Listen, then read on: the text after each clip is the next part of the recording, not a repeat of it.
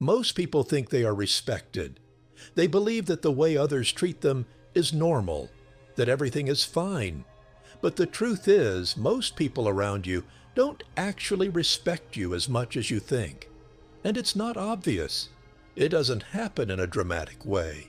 It happens slowly, through small behaviors, small reactions, small patterns you repeat every single day. And the worst part is, you don't even notice it, because you think you're doing everything right. You try to be nice. You try to be helpful. You try to be available. You try to avoid problems. But those exact things, the things you believe are good, are the same things that slowly make people respect you less. You see, people don't treat you based on your intentions. They don't care about what you mean to do. They react to what you show them, your actions, your behavior, your energy. And most people, without realizing it, send signals that lower their value. Not because they are weak, but because they never stop to question what they're doing. Small habits that seem harmless, that seem normal. But over time, they completely change the way others see you, the way others treat you, the level of respect you receive. And the dangerous part is, you can be doing this for years without ever realizing why people don't take you seriously. The first mistake is being too available, always replying fast, always saying yes, always being there, no matter the situation. At first, this feels like the right thing to do. You think it makes you a good person. You think people will appreciate you more, that they will value your effort. But that's not how people work. Because the human brain doesn't value what is always there. What is always accessible becomes normal, expected, and eventually invisible. Think about it. If something is always available, you stop noticing it. And if you stop noticing it, you stop respecting it. And that's exactly what happens with people too. The second mistake, o vendedor, is constantly seeking approval, trying to be liked by everyone, avoiding conflict, holding back your real thoughts, changing your behavior just to fit in. At first, it feels safe. It feels like the smart choice. You avoid rejection.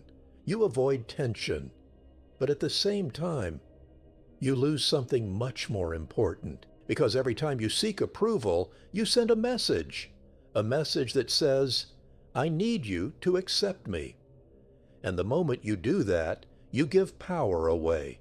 You place yourself below others. And people feel that. Even if they don't think about it consciously, they feel it, and they react to it. The third mistake is not having boundaries, letting people cross the line, ignoring things that bother you, staying silent when you should speak. You tell yourself it's not important, that it's better to avoid problems, that it's easier to just let it go. But every time you do that, you're teaching people something. You're teaching them how to treat you. And if there are no limits, people will keep pushing, not because they want to hurt you, but because that's what humans naturally do. They test boundaries. And if there are none, there is no respect. The fourth mistake is talking too much, explaining everything, trying to justify yourself, trying to make everyone understand you. At first, it feels like clarity, like you're being open, like you're communicating well. But too much talking has the opposite effect. Because the more you talk, the less impact your words have. People stop listening, they stop paying attention, and your words lose weight. Real power comes from saying less, but saying it with intention. Because silence, when used correctly, creates presence. The fifth mistake is having no direction, no clear goals, no purpose, just reacting to life day after day, without a clear path, without knowing where you're going. And people can feel that, because direction creates something powerful. It creates focus. It creates presence. And presence creates respect. When someone knows where they are going, they move differently. They speak differently. They act differently. And that alone changes how people see them. Respect is not something you ask for. It's something you build through your actions, through your behavior, through what you allow. If you are always available, if you need approval, if you don't set boundaries, people will notice, and they will treat you based on that. But the moment you change those patterns, everything changes, because in the end, the way people treat you is a reflection of what you show them.